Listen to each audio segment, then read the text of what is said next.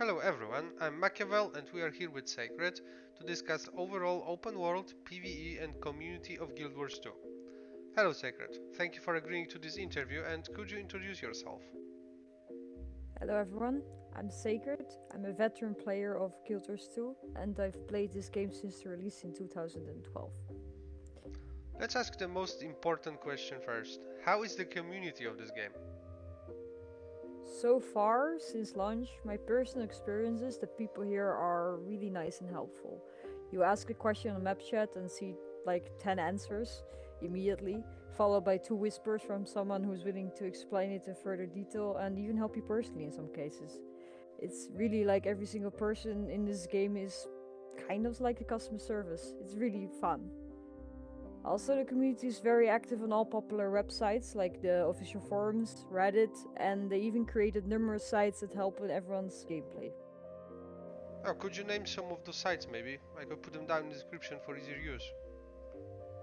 Of course, next to the official forums on Reddit, we have sites like Guild Wars 2 Skills as a character planner, Guild Wars 2 Build to See, which is an awesome trading post site and includes crafting steps of every item that's craftable in the game. Guild Wars 2 Efficiency, that takes the role as some kind of account viewer. Next we have Dolphy, which is simply the main hub for news and screenshots of the newest content in the game. And finally you have Meta Battle and Quantify for everything build related. Thank you Sacred, so community is thriving on the internet, but how about the actual game? Oh, the actual game is doing great. The entire open world is living and active. Probably because of how this game was built. What do you mean exactly? Well, in Guild Wars 2 we have mega server system, so all the maps in the game are always populated. There's not a single moment where you feel really alone on the map. Mega server system basically prioritizes the populated instances, while the older, emptier ones are being closed over time, and players have the ability to move to the more active ones.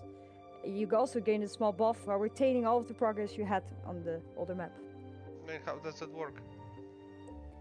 When you enter any map, you will place in a copy of the map based on parameters, which are normally like a party, guild, language, and your home world. This will dramatically increase the chance that you'll be placed in the same map as your party and any of your guildmates or other people that speak the same language. Okay, mega servers. Anything else? Yes, probably auto-scaling plays a huge role here. Higher level players are being scaled down to the level area they visit. So every single piece of content is relevant and there's no power creep that would ruin the fun of dynamic events or exploration. Monsters also scale with amount of players in proximity, so you cannot really be overpowered in PvE by sheer numbers either.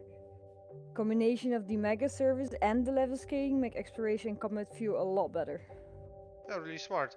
Speaking of exploration, how do you feel about this? Oh, it truly is a blast. Maps are really highly detailed, beautiful, and it's a pleasure to roam through Tyria and uncover new locations. And you even will level up by just simply exploration itself. There's not really a reason not to do it. Already on the first day of exploring, you will stumble upon like 100 of dynamic events, who knows, maybe even the chain dynamic events or world boss, that makes the entire world of Guild Wars 2 feel really alive and not generic at all. And believe me, on every step of your journey, there will be players joining in to help you. And on the next day, you might find one of those dozen jumping puzzles that are around in the world. Okay, first, jumping puzzles, what are those? Well, there are hidden locations where you navigate like in those old 3D platformer games. Basically, you jump around like a crazy person towards like this end goal to receive a shiny. Okay, next, what are dynamic events or chain events?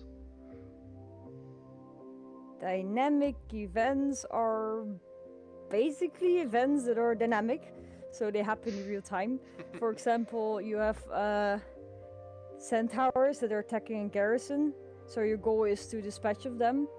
But this event has multiple outcomes. Say that you actually defeat the centaurs, the next event that will be given to you is for you to rebuild those damaged walls. But if you fail the event, the next thing you need to do is free the kidnapped prisoners. Okay, and world bosses? World bosses are chain events that happen at fixed times that actually end up in epic battles against these really impressive and usually huge enemies, where there are like tons of players around you that to join in. It's worth noting that the Heart of Swords expansion actually brings us a new type of dynamic event and world bosses. Please tell us more. They're called meta events. Those are like map-wide objectives that need to be fulfilled by players present on the map, which in return open a decisive encounter with one or more bosses, but it's hard to describe it very shortly. Well, in that case, I already cannot wait till we discuss expansions in upcoming video. Will you go into more details then? Sure. But going back a little, if you say that players will go new in practically every dynamic event, world boss or those huge meta events, doesn't it create a problem of loot claiming that is a nightmare in MMOs? Do you need to create a party for that with people around you beforehand? Not really. Guild Wars 2 works simply by assuming everyone is in your party. Your buffs will affect 5 or 10 nearest players automatically. So in scenario of a huge world boss event, nobody will need to worry about not having a party or not getting any loot. Although obviously creating a party will prioritize those players above everyone else for boons distribution, so this basically make organized play perfectly possible, is just not required like it is in other MMOs. Everyone has their own loot as well, so there's no claiming or other of those stupid shenanigans. Okay, that eliminates another big problem then. Does Guild Wars 2 have the holy trinity of classes, a tank, healer and DPS? In the current state of the game, the answer could be both yes and no. Could you specify? Originally, in Guild Wars 2, there were no specified healers and damage dealers, because all classes have their own healing skills and each one of them can do comparable amount of damage. And in overall PvE, with exceptions of raid, there is no tank role.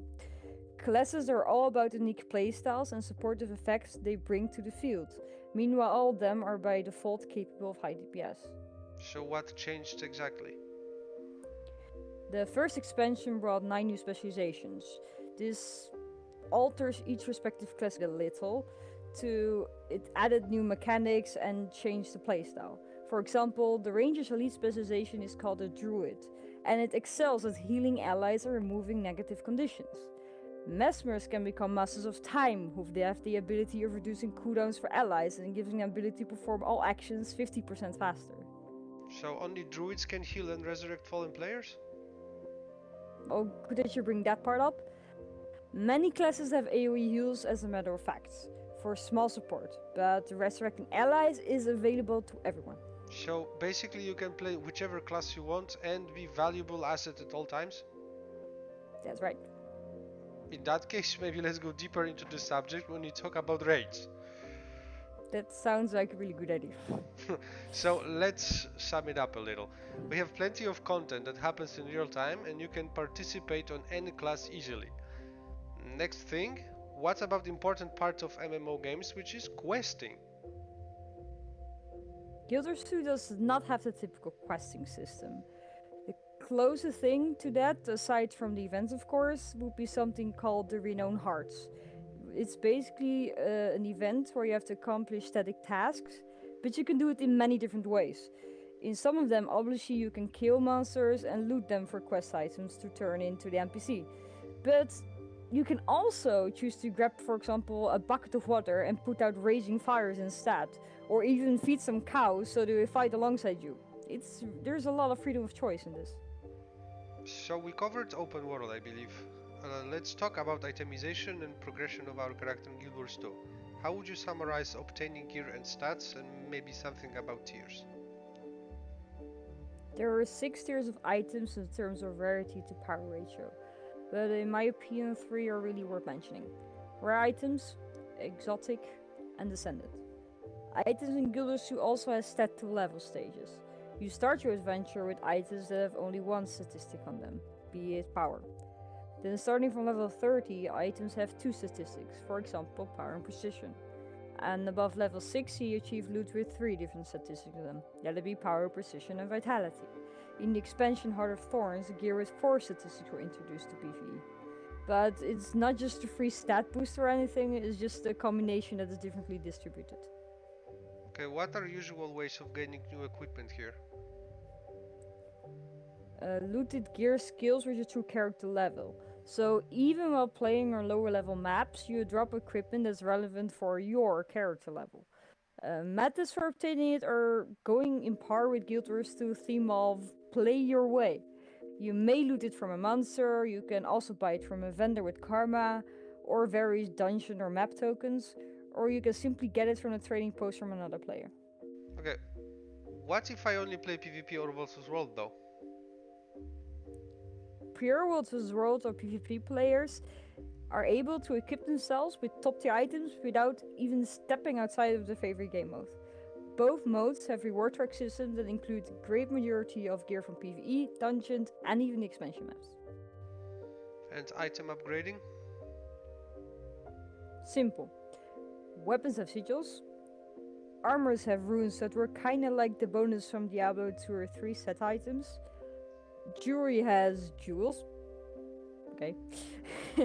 It's actually a really straightforward system. There is no passing items with a chance to fill either.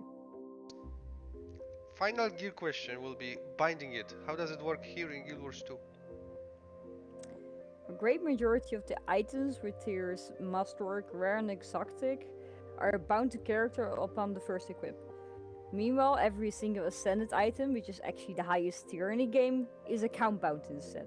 So you can swap those items between your characters, of the same armor weight of course, by just simply using your bank. It was mentioned that the game does not have endless gear grind. How did the developers achieve that? It's pretty simple really.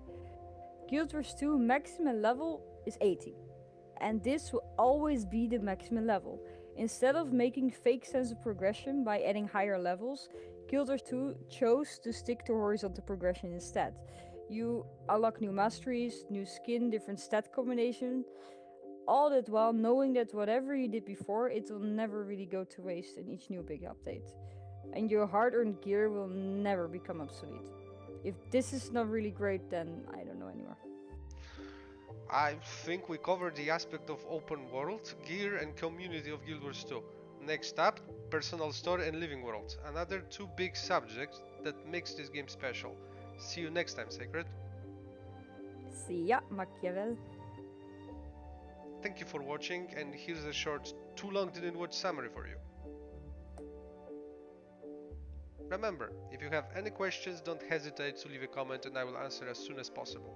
I'm Machiavell, and for now, I'm logging off.